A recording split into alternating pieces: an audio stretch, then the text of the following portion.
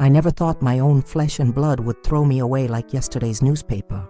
My name is Regina Johnson, and at 65, I've seen enough of this world to know that family should be everything.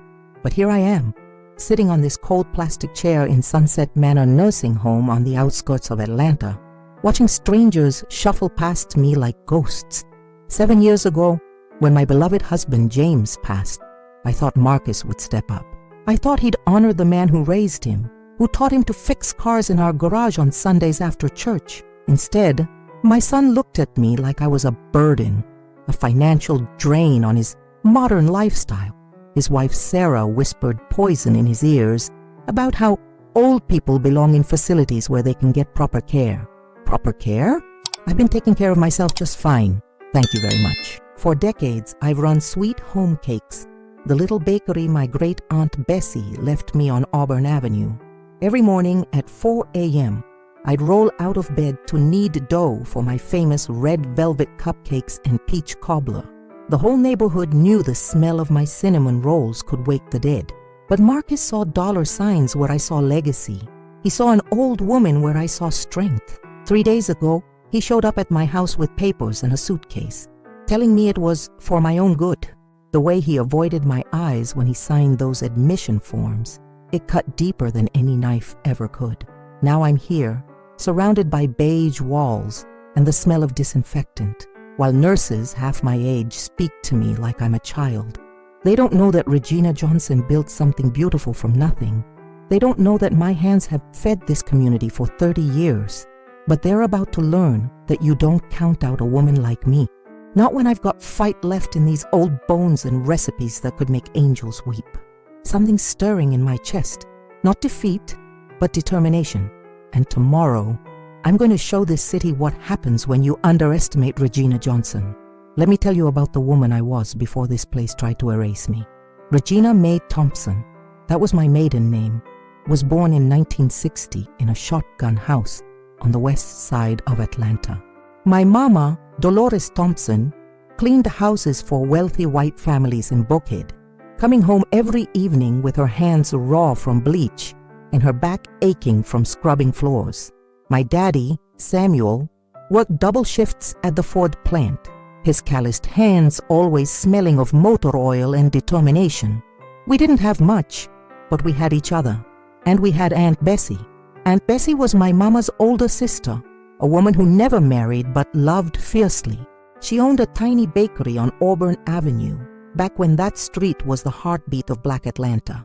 Every Saturday morning, Mama would drop me off at Bessie's place while she went to work her weekend cleaning jobs. Those Saturdays became the foundation of everything I would become. "Regina, baby," Aunt Bessie would say, tying a flour-dusted apron around my 8-year-old waist. Cooking ain't just about feeding people's bellies. It's about feeding their souls. You put love in that batter and folks will taste it every single time. I learned to crack eggs without getting shells in the bowl. I learned that butter had to be room temperature for proper creaming, that vanilla extract was liquid gold, and that the secret to perfect cornbread was a cast iron skillet, heated so hot it would sizzle when the batter hit it. But most importantly, I learned that food was love made visible, comfort made edible, and memories made tangible. By the time I was 12, I could make Aunt Bessie's famous peach cobbler with my eyes closed. By 15, customers were specifically asking for Little Regina's red velvet cake. By 18, I was managing the weekend shifts while Aunt Bessie recovered from her first heart attack. That's when I met James. James Washington was 22, fresh out of trade school, with hands that could fix anything and a smile that could light up the darkest room.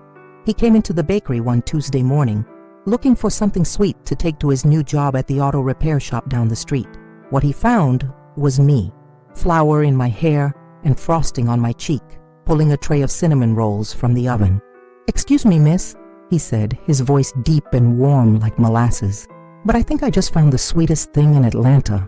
I rolled my eyes at his corny line, but something about the way he said it, respectful, genuine, with just a hint of nervous laughter, made my heart skip. "That'll be 50 cents for the roll and nothing for the compliment," I told him, trying to sound stern, but failing miserably.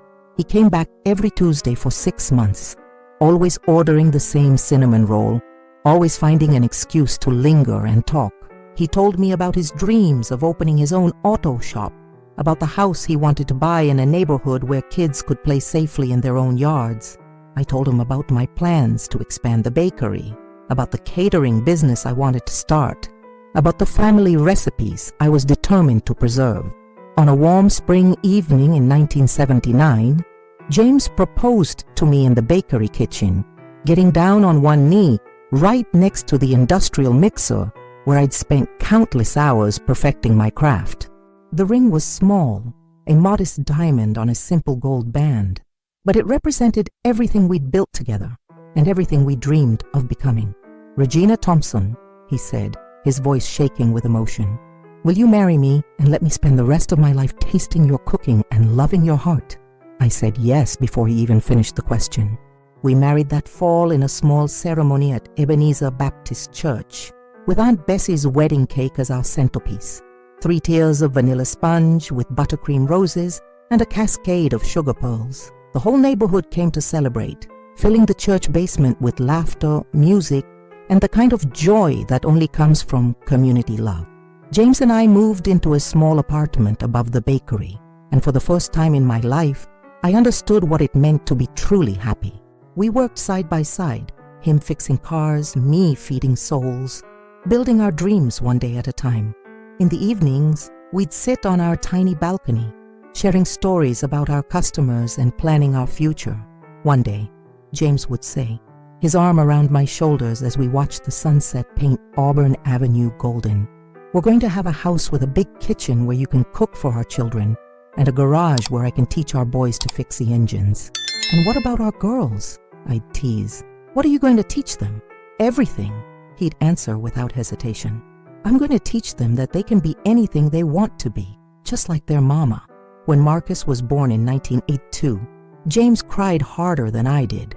He held our son like he was made of spun glass, whispering promises about the man he would help him become. "You're going to be strong and kind," he told our newborn baby. "You're going to respect your mama and honor your family. You're going to make us proud." For the first few years, it seemed like those promises would come true. Marcus was the most beautiful baby I'd ever seen, with James's deep brown eyes and my stubborn chin. From the moment he could sit up, he was in the bakery with me, secured in a high chair where he could watch me work. He'd clap his chubby hands when the timer went off, babble excitedly when customers came in, and somehow always managed to get flour in his hair, no matter how careful I tried to be. "That boy's going to be a baker," Aunt Bessie would say, watching 3-year-old Marcus attempt to help me stir cookie dough.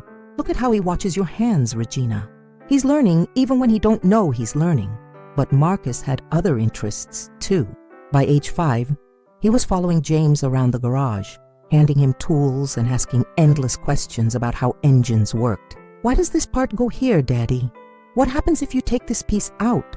Can I help you fix it?" James was endlessly patient, explaining everything in terms a child could understand, letting Marcus help with simple tasks that made him feel important. "A man's got to know how to work with his hands," James would tell him. "But more than that, a man's got to know how to work with his heart. You treat people right, son, and they'll treat you right back." Those were golden years. The bakery was thriving, James's auto shop was building a loyal customer base, and Marcus was growing into a bright, curious, loving child. Our little family had found its rhythm.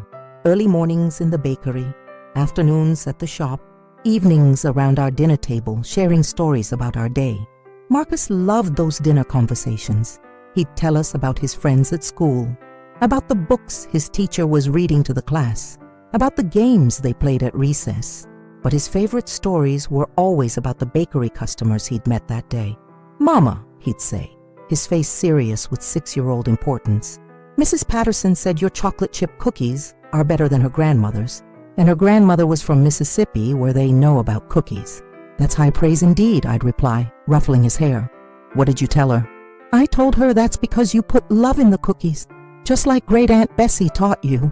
James and I would exchange glances across the table, both of us thinking the same thing. We were raising this boy right. When Marcus turned 8, We finally saved enough money to buy the house James had dreamed about, a modest brick ranch on Cascade Road with a big kitchen for me and a 2-car garage for him. The day we moved in, Marcus ran through every room, claiming his bedroom and marveling at having his own backyard. "Can we plant a garden, Mama?" he asked, his eyes bright with possibility. "Great Aunt Bessie says fresh herbs make everything taste better." We planted that garden together. Basil and rosemary, thyme and oregano, and a small peach tree that James insisted on adding. "For your famous cobbler," he said, kissing my cheek as we stood admiring our work. Marcus took pride in that garden, watering it every morning before school and carefully harvesting herbs for me to use in the bakery. He'd bring friends over to show off his peach tree, explaining with 8-year-old authority how the fruit would eventually become his mama's famous cobbler. Those friends adored coming to our house, not just because of the constant supply of fresh cookies and cakes, but because of the warmth they found there. James would teach them basic car maintenance, showing them how to check oil and change a tire. I'd let them help in the kitchen, teaching them simple recipes they could make for their own families. "Your house is the best house," Marcus's friend David told me one afternoon, chocolate chip cookie crumbs on his chin. "It always smells good, and your mama and daddy are always happy." Marcus beamed with pride. "That's because we're a family," he said simply. "Families take care of each other." If only he had remembered those words. As Marcus grew older, he continued to split his time between the bakery and the auto shop, learning both trades with equal enthusiasm. He could pipe a decent rose on a birthday cake and change brake pads with minimal supervision. More importantly, he understood the value of hard work, the importance of treating customers with respect, and the satisfaction that comes from building something meaningful with your own hands. "You're raising a good boy," customers would tell me regularly. Polite, hardworking, respectful. "You and James should be proud." We were proud. So incredibly proud. When Marcus started high school, he talked about maybe going to culinary school or perhaps studying automotive engineering. "I want to do something that matters," he told us during one of our dinner conversations. "Something that helps people, like what you and Daddy do." James and I supported whatever path he chose, but we made sure he understood that success wasn't just about money or prestige. It was about character, integrity, and never forgetting where you came from. "No matter how far you go in life," I told him on his 16th birthday, "remember that you come from people who built something beautiful with their bare hands. Remember that your great Aunt Bessie fed this community through the Depression, that your daddy and I worked side by side to give you opportunities we never had. Remember that family is everything." He nodded solemnly, and I believed he understood. I believed those lessons had taken root in his heart. How wrong I was. The call came at 2:47 a.m. on a Tuesday morning in March 2018. I remember the exact time because I was lying in bed, unable to sleep, worried about James, who had been complaining of chest pains for the past week. He'd refused to go to the doctor, insisting it was just heartburn from my spicy jambalaya. "Mrs. Johnson." The voice on the other end was professional but gentle. "This is Dr. Martinez at Grady Hospital. Your husband was brought in about an hour ago. You need to come right away." The drive to the hospital was a blur of red lights and racing thoughts. Marcus met me in the emergency room, his face pale and drawn. He'd been the one to call the ambulance when James collapsed at the auto shop, where he'd gone to finish up some paperwork, despite my protests that it could wait until morning. "Mama," Marcus said, wrapping his arms around me. "The doctors are doing everything they can." But even as he said the words, I could see in his eyes that it was too late. James Washington, the love of my life, the man who had built dreams with me for 39 years, was gone. A massive heart attack, the doctor explained. He wouldn't have suffered. He probably didn't even know what was happening. The funeral was a testament to the life James had lived. The church was packed with customers from both the bakery and the auto shop, neighbors who had become family, friends who had watched Marcus grow up. Everyone had a story about James's kindness, his integrity, his willingness to help anyone who needed it. "He fixed my car for free when I lost my job," one man testified. "Wouldn't take a penny, just said to pay it forward when I got back on my feet. He taught my son how to change a tire," another added. Spent 2 hours in the rain showing him every step. That's the kind of man James Washington was. I sat in the front pew, holding Marcus's hand, listening to story after story about the man I'd loved, and I felt both proud and devastated. Proud that we'd built a life that mattered, devastated that it was over. After the funeral, the reality of my new situation began to sink in. James had handled most of the business side of our operations, the bookkeeping, the insurance, the taxes. I'd focused on the creative and customer service aspects, trusting him to manage the numbers. Now, suddenly, I was drowning in paperwork I didn't understand and responsibilities I'd never had to handle alone. Marcus stepped in immediately, taking over the financial management of both businesses. "Don't worry about any of this, Mama," he assured me. "I'll handle everything. You just focus on the baking and taking care of yourself." At first, I was grateful. Marcus had always been good with numbers, and he understood both businesses from the ground up. He modernized our payment systems, set up online ordering for the bakery, and streamlined the auto shop scheduling. Business actually improved under his management, but slowly, subtly, things began to change. "Mama," he said one evening about 6 months after James's death, "we need to talk about the future. These old buildings are expensive to maintain, and the neighborhood is changing. Maybe it's time to think about selling and moving somewhere more manageable." I looked at him like he'd suggested I cut off my own arm. "Sell? Marcus, this bakery is our legacy. It's where your great-aunt Bessie built something from nothing. It's where your daddy proposed to me. It's where you learned to crack eggs and pipe frosting. How can you even suggest selling?" "I'm just thinking practically," he said, his tone patient but condescending. "You're not getting any younger, and running 2 businesses is a lot of work. Maybe it's time to slow down, enjoy your retirement." Retirement? I was 58 years old and in perfect health. I'd been working since I was 8 years old, and the idea of stopping now felt like death itself. "I don't want to retire," I told him firmly. "This work is my life. These customers are my family. I'm not ready to give that up." He didn't push the issue that night, but I could see the wheels turning in his head. Over the next few months, he brought up the subject repeatedly, always couched in terms of concern for my well-being. "You seem tired lately, Mama. Are you sure you're not taking on too much? The books show that profits are down. Maybe we should consider our options. Sarah thinks you might be happier in a smaller place, somewhere you don't have to worry about maintenance and upkeep." Sarah.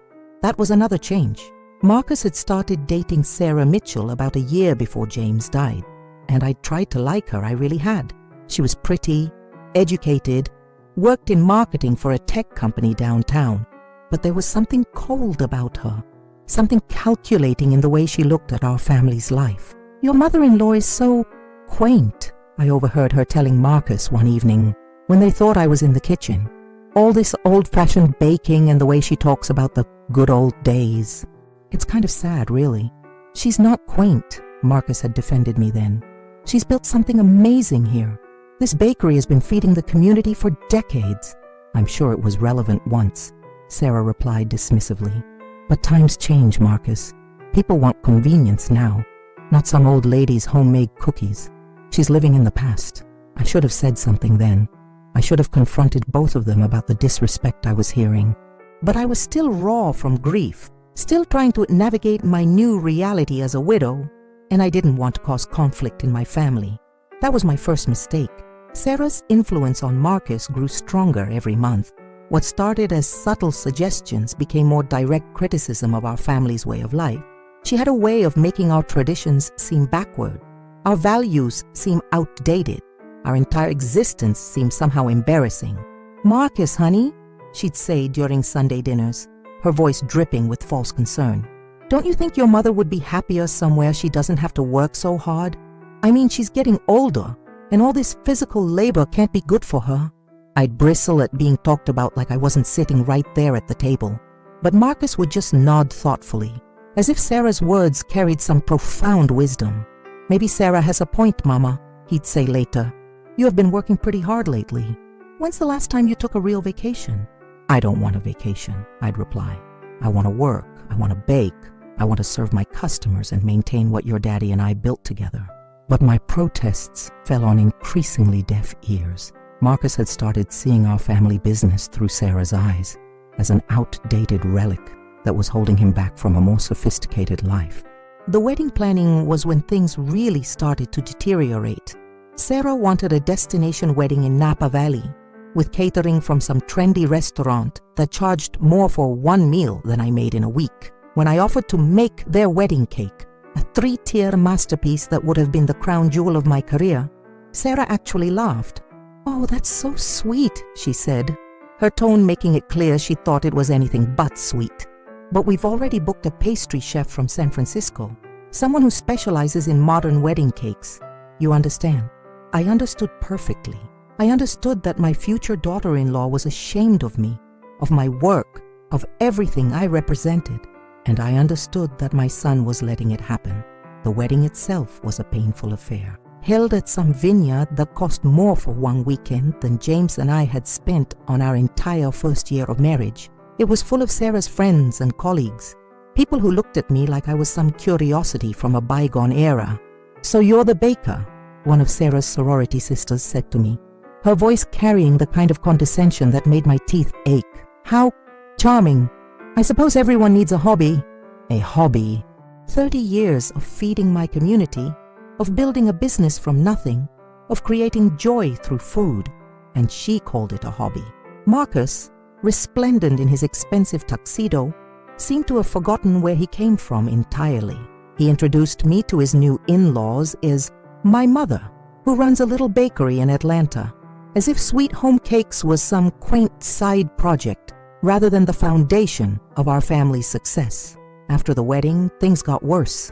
Marcus and Sarah moved into a sleek condo in Midtown, the kind of place where everything was white and sterile and nothing had any history or soul. When I visited, I felt like I was contaminating their perfect space just by being there. "We're thinking about starting fresh," Marcus told me during one particularly painful visit. "Building our own traditions, you know.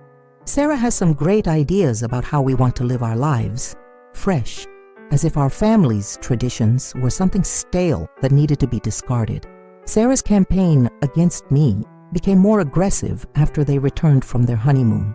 She'd make comments about how concerned she was about my living alone, about how the neighborhood around the bakery was getting dangerous, about how I was too old to be handling the physical demands of running a business. "I've been researching some lovely senior communities," she told me one Sunday, pulling out a glossy brochure. "Places where you could really relax and enjoy your golden years. No more worrying about ovens or early morning baking schedules. Senior communities." I was 63 years old, in perfect health, and she was talking about putting me in a nursing home. "I'm not interested," I said firmly. "I'm perfectly capable of taking care of myself and my business." "Of course you are," she replied, her smile as fake as artificial sweetener. "But wouldn't it be nice to not have to let someone else worry about the cooking and cleaning while you focus on enjoying life?" Enjoying life? My life was my work. My joy came from seeing Mrs. Patterson's face light up when she picked up her weekly dozen cookies, from watching young couples choose their wedding cake, from carrying on the traditions that Aunt Bessie had passed down to me. But Sarah didn't understand that. To her, work was something you endured to pay for the things you really wanted. She couldn't comprehend that for some people work was love, purpose, identity. The final straw came when I overheard a phone conversation between Marcus and Sarah.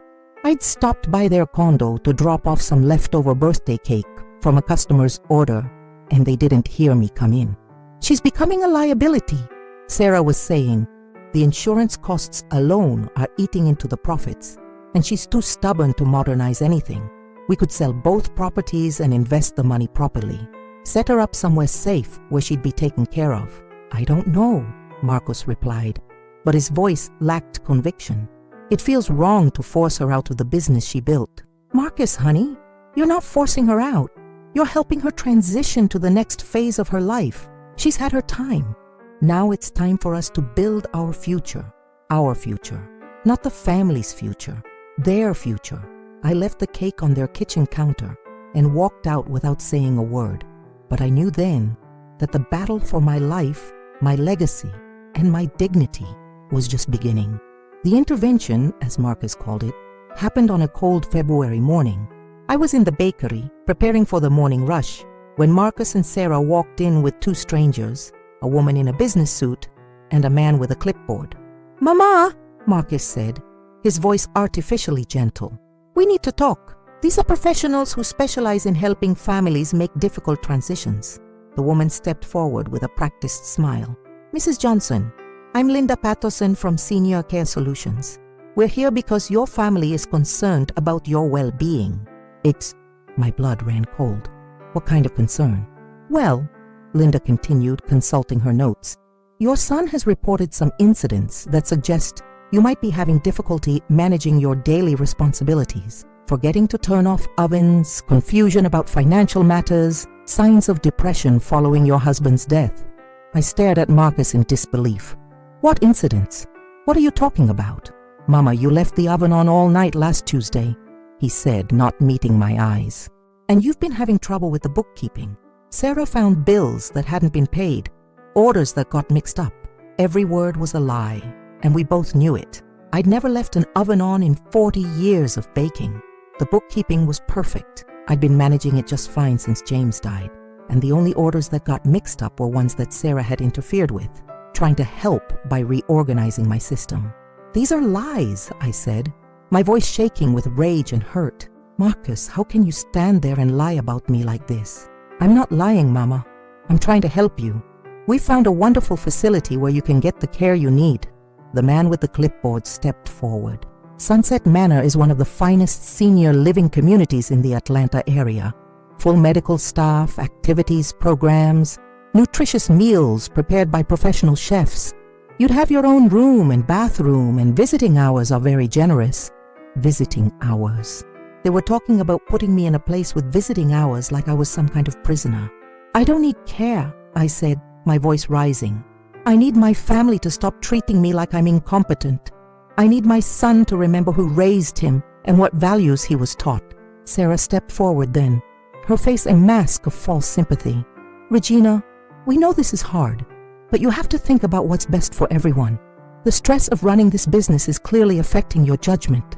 At Sunset Manor, you won't have to worry about any of that. The only thing affecting my judgment," I shot back, "is watching my son let his wife poison him against his own mother."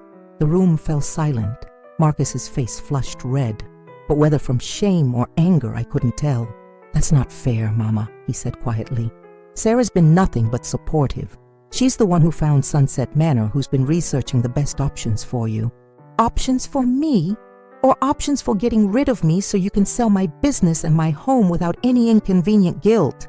The truth hung in the air like smoke. Linda and the man with the clipboard exchanged glances, clearly uncomfortable with the family drama they'd walked into. "Mrs. Johnson," Linda said carefully, "perhaps we should schedule another time to discuss this when everyone has had a chance to process their emotions." "No," Marcus said firmly. "We're doing this today. Mama, I've already signed the papers. Your room at Sunset Manor is ready. We can pack your things this afternoon and get you settled in." The betrayal hit me like a physical blow. "You signed papers without my consent." "I have power of attorney for your healthcare decisions," he said, still not meeting my eyes. "The doctors at Sunset Manor reviewed your case and agreed that supervised care is in your best interest." What doctors? What case? The whole thing was a setup, a carefully orchestrated plan to remove me from my own life. "Marcus," I said, my voice breaking, "I'm your mother. I raised you. I loved you. I taught you everything you know about right and wrong. How can you do this to me?" For just a moment I saw a flicker of the boy I'd raised, the child who used to help me in the kitchen, who used to beam with pride when customers complimented my baking. But then Sarah put her hand on his arm, and the moment passed. "I'm doing this because I love you," he said, the words sounding rehearsed. "Because I want you to be safe and taken care of. I want to be home," I whispered. "I want to be in my kitchen, serving my customers, living my life. That's all I've ever wanted. But my wants, my needs, my desires, none of that mattered anymore." Within 3 hours, I was sitting in room 204B at Sunset Manor, surrounded by beige walls and the smell of disinfectant, watching my son walk away without looking back. The woman who had fed half of Atlanta's celebrations, who had built a business from nothing, who had raised a son with love and dedication, was now just another abandoned old lady in a nursing home. But Regina Johnson wasn't finished yet. Not by a long shot. The first month at Sunset Manor was the darkest period of my life. Darker than when James died. Darker than when I'd struggled to keep the business afloat in those early years. At least then I'd had purpose, hope, something to fight for. Here, I had nothing but time and the bitter taste of betrayal. I barely ate, barely spoke to the other residents, barely acknowledged the well-meaning but condescending staff. I sat by my window, staring out at the Atlanta skyline, watching the world continue without me. In the distance, I could just make out the Auburn Avenue area where Sweet Home Cakes sat empty, probably gathering dust, while my regular customers wondered where their Sunday morning treats had gone. "Mrs. Johnson," Nurse Patricia would say during her rounds, "you need to eat something. How about some of this nice soup?" Nice soup. Canned, flavorless, institutional soup that tasted like sadness and resignation. I'd spent 40 years creating food that brought joy, comfort, celebration to people's lives, and now I was expected to be grateful for this slop. But slowly, very slowly, something began to stir in me again. It started with Mrs. Chen, the elderly Chinese woman in the room next to mine. She'd been crying softly every night since I arrived, and finally, I couldn't stand it anymore. "What's wrong, honey?" I asked her one evening, finding her sitting alone in the common room.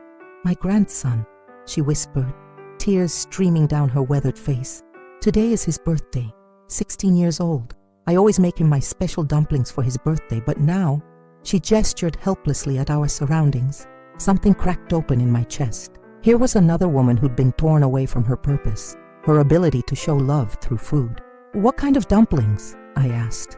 Her eyes lit up for the first time since I'd known her. "Pork and chive, my grandmother's recipe from Guangzhou. I taught my daughter, but she's too busy with work. She buys frozen ones from the store now. Would you like to teach me?" I asked impulsively. "Maybe we could figure out a way to make them here." That conversation led to my first reconnaissance mission of the Sunset Manor kitchen. It was pathetic. A few basic appliances, institutional-grade ingredients, everything designed for efficiency rather than flavor. But it was a kitchen, and I hadn't been in a real kitchen in weeks.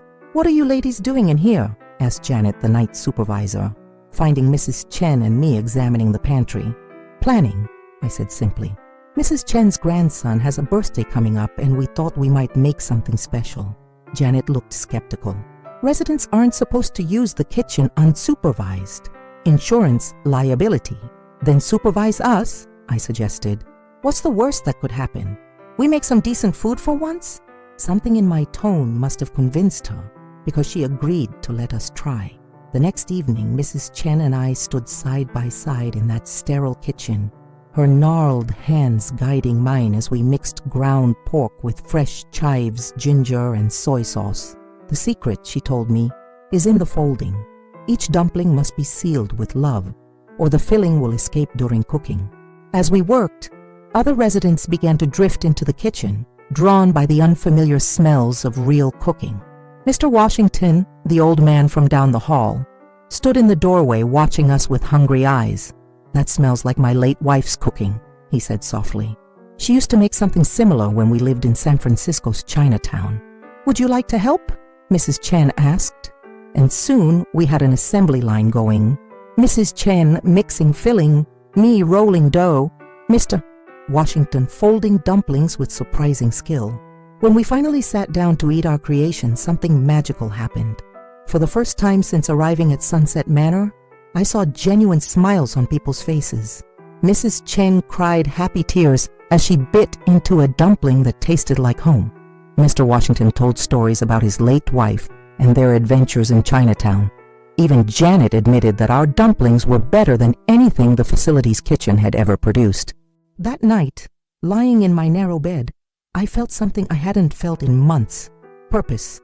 The next morning I called Dolores. "Regina," she exclaimed when she heard my voice. "Girl, where have you been? People have been asking about you at the market. Mrs. Patterson came by last week looking for your chocolate chip cookies, and I didn't know what to tell her." I explained my situation as briefly as possible, focusing not on the betrayal, but on the opportunity I saw ahead of me. "Dolores, I need a favor," I said, "and I need you to keep it quiet for now." Within a week, I had my routine down to a science. The key was understanding the patterns of institutional life, when shifts changed, when supervisors were distracted, when I could move through the facility without attracting attention. 3 a.m. Wake up and slip into the kitchen while the night staff was doing rounds. 4 a.m. Begin prep work for the day's baking, using ingredients I'd convinced Dolores to smuggle in during her visits. 6 a.m. Return to my room before the morning shift arrived. 7 a.m. breakfast with the other residents, acting like any other elderly woman resigned to institutional life. 2 p.m. therapeutic outing to visit friends at Sweet Auburn Market. 6 p.m. return with empty containers and a pocket full of cash. The beauty of the plan was its simplicity. Sunset Manor actually encouraged residents to maintain community connections, so my daily trips to the market were seen as healthy socialization. The staff had no idea I was running a full-scale bakery operation out of their kitchen. My first day back at Sweet Auburn Market was terrifying and exhilarating in equal measure. I set up my small folding table between Dolores's flower stand and Miguel's fruit cart, my hands shaking as I arranged 3 dozen mini peach cobblers and a batch of chocolate chip cookies. "Miss Regina," Jamal called out from across the market. "Girl, where you been? My mama's been asking about your red velvet cake for weeks." Within minutes, word had spread through the market like wildfire. Regina Johnson was back. The cookie lady had returned. People came running from all corners of the market, and soon I had a line stretching past the vintage clothing booth. "I thought you'd closed down," Mrs. Patterson said, buying 6 cookies for her grandkids. "The bakery's been dark for months." "Just taking a little break," I told her, not ready to explain the full truth. "But I'm back now, and I've got some new recipes to try out." The joy on people's faces as they bit into my cookies was better than any medicine. Little Aisha, barely 8 years old, tugged on her grandmother's sleeve and pointed at my table. "Grandma, that's the cookie lady, the one who makes the magic cookies." Magic cookies. That's what the children called my snickerdoodles, because they said one bite could make any sad day better. As I counted my earnings that first day, $127 in just 3 hours, I felt something I hadn't felt since Marcus dropped me off at Sunset Manor. Pride. Pure, unadulterated pride in what these hands could create, in the joy I could bring to people's lives. But the real test came the next week, when I decided to expand my operation. I'd been watching the other residents at Sunset Manor, seeing the same resignation and despair in their eyes that I'd felt in my own heart. These were people who'd been written off by their families, warehoused in a place where they were expected to simply exist until they died. I wasn't going to let that happen. Not to them, and certainly not to me. "Mrs. Chen," I said one evening, "how would you like to go into business with me?" Her eyes widened. "Business? What kind of business?" "The food business. You make the best dumplings I've ever tasted, and I know people at the market who would pay good money for authentic Chinese food." "But we're not supposed to a lot of things," I interrupted. "We're not supposed to have dreams or ambitions or the desire to contribute something meaningful to the world. But I'm 65 years old, and I'll be damned if I'm going to spend whatever time I have left sitting in a chair waiting to die." Mrs. Chen was quiet for a long moment. Then a slow smile spread across her face. "My grandmother always said that a woman without purpose is like a bird without wings. Then let's learn to fly again." 3 weeks into our operation, Mrs. Chen and I were running what could only be described as an underground restaurant out of Sunset Manor. We'd recruited Mr. Washington, whose late wife had taught him to make the most incredible soul food, and Mrs. Rodriguez, who could create Mexican pastries that would make angels weep. Our customer base at Sweet Auburn Market had tripled. People were driving from as far as Buckhead to try Mrs. Chen's dumplings and Mr. Washington's cornbread. Food bloggers had started posting about the mysterious pop-up vendors who appeared every afternoon with the most authentic ethnic foods in Atlanta. The irony wasn't lost on me. Marcus had put me in this place because he thought I was too old, too tired, too set in my ways to adapt to the modern world. Instead, I'd created the most innovative food operation of my career, combining traditional recipes with guerrilla marketing tactics that would have impressed any business school graduate. But success brought new challenges. The more popular we became, the harder it was to maintain secrecy. Sunset Manor's kitchen was never designed for the volume of cooking we were doing, and we were constantly having to cover our tracks. "Mrs. Johnson," Janet said one morning, finding me cleaning flour off the industrial mixer, "the kitchen seems to be getting a lot more use lately." "Oh, you know how it is," I replied casually. "Some of us residents have been doing a little therapeutic cooking. Helps with the depression, you know." She looked skeptical but didn't push the issue. The truth was, our cooking operation had actually improved life at Sunset Manor dramatically.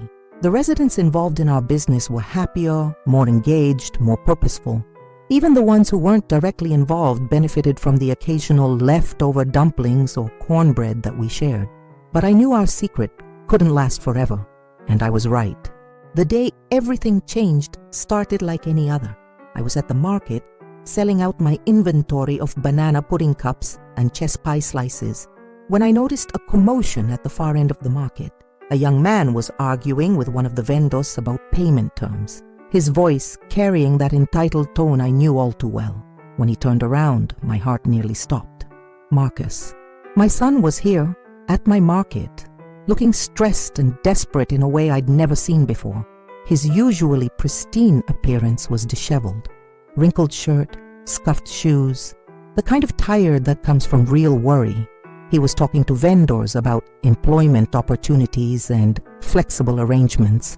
I ducked behind Dolores' sunflower display, watching as my successful, too good for his old mama boy practically begged for work. The tech startup he'd been so proud of must have gone under. The very job that had made him feel superior to his old-fashioned mother had apparently disappeared. As he walked away empty-handed, shoulders slumped in defeat, I felt something unexpected. Not satisfaction, but sadness. This wasn't the confident young man I'd raised. This was someone who'd lost his way. But then I remembered the cold way he'd signed those nursing home papers, how he'd refused to meet my eyes as he walked away from our family home. The universe has a funny way of evening the score, and I was about to make a phone call that would change everything. The phone call I made that evening was to Carmen Rodriguez, my old business partner who now managed catering contracts for 3 major coffee shop chains in Atlanta. Carmen and I had worked together back in the early days of Sweet Home Cakes, before she'd moved on to bigger opportunities in the corporate food service world. "Carmen, honey," I said, "I need you to post a job opening. Kitchen assistant, part-time, flexible hours. And I need you to make sure it gets to someone specific." "Regina?" Carmen's voice was filled with surprise and concern. "Girl, where have you been? I heard the bakery closed and nobody's seen you in months." I gave her the abbreviated version of my story, focusing on my current situation and my plans for revenge, though I preferred to think of it as justice. "You want me to help you trick your own son into working for you?" Carmen asked, incredulous. "I want you to help me give my son the education he clearly needs about respect, family, and the value of hard work," I corrected. "He threw me away like garbage, Carmen. Now he's going to learn what it's like to work for the woman he discarded." Carmen was quiet for a moment. Then she started laughing. "Regina Johnson, you are one devious woman. I love it. What do you need me to do?" Within 48 hours, Marcus was standing in the back kitchen of Sweet Home Cakes, my Sweet Home Cakes, filling out an application. I watched from the office window as Carmen interviewed him, his desperation barely concealed behind forced confidence. The beautiful irony was that I'd been using my market earnings to slowly buy back control of the bakery through a series of anonymous investors. Marcus had no idea that the mysterious new owner, who'd recently purchased Sweet Home Cakes, was his own mother.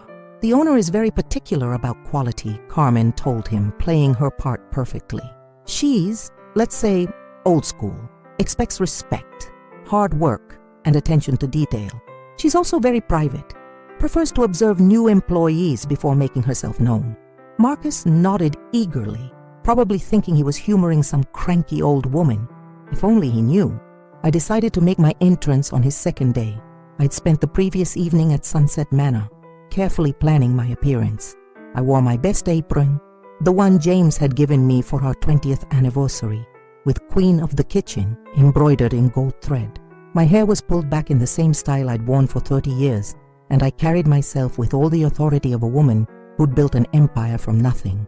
I walked into that kitchen like I owned the place, because I did. "You must be the new assistant," I said, my voice steady as stone. "I'm Mrs. Johnson, the owner." The look on his face was worth every moment of pain he'd caused me. Confusion, then recognition, then pure shock.